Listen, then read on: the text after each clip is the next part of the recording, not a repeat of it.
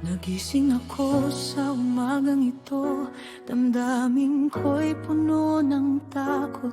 Ano kaya ang mangyayari bukas? Mawawalan ba ako ng pag-asa?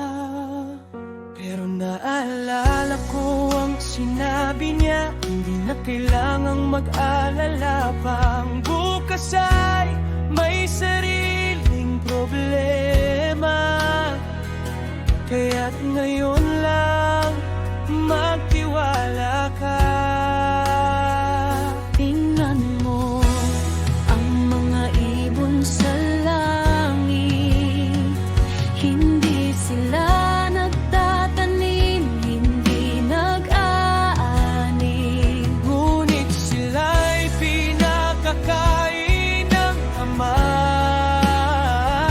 Ganon din ang plano niya sa'yo at sa akin. Isang araw lang, huwag munang isipin ang bukas. Ang Diyos ay kasama mo ngayon, kaya't magpahinga, huwag magmadali. Isang araw lang, sapat na ang biyaya ngayon. Bukas ay may sariling grasya, kaya't magtiwala, magtiwala ka.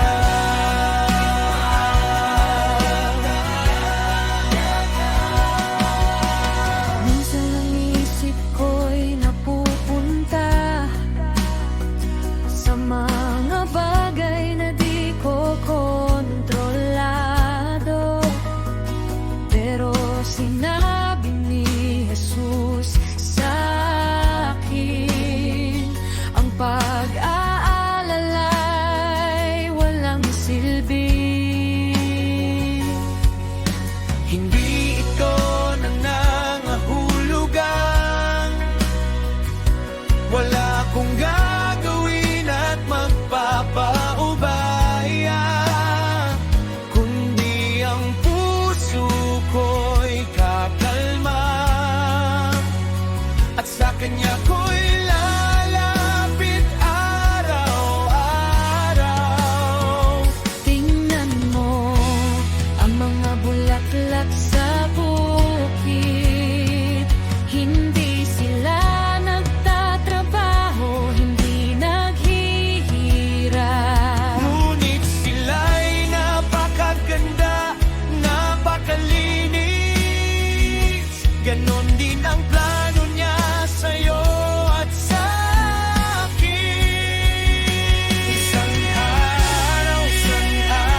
araw lang, huwag munang isipin ang bukas. Ang Diyos ay kasama mo ngayon, kaya't mapahinga, huwag magmadali. Isang araw lang, sapat na ang biyaya ngayon. Bukas ay may sariling grasya, kaya't magtiwala, magtiwala ka.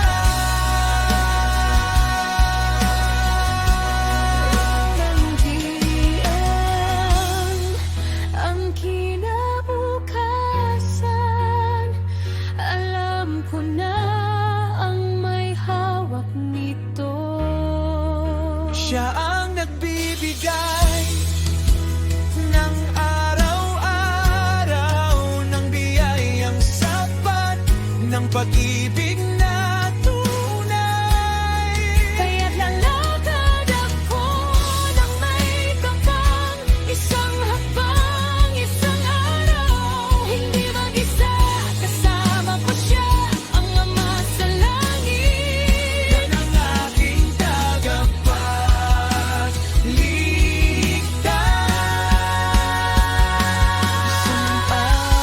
Isang araw lang, Huwag mo nang isipin ang bukas, ang Diyos ay kasama mo ngayon, kaya't magpahinga. Huwag magmadali. Isang araw lang, sapat na ang biyaya ngayon. Bukas ay may sariling grasya, kaya't magtiwala, magtiwala ka.